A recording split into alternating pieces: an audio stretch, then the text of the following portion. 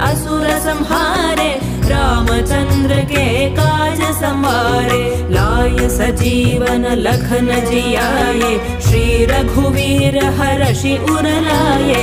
रघुपति कीन्ही बहुत बड़ाई, तुम मम प्रिय भरतहि सम भाई। सहस वदन तुम्हरो जस गावै, अस कहि श्रीपति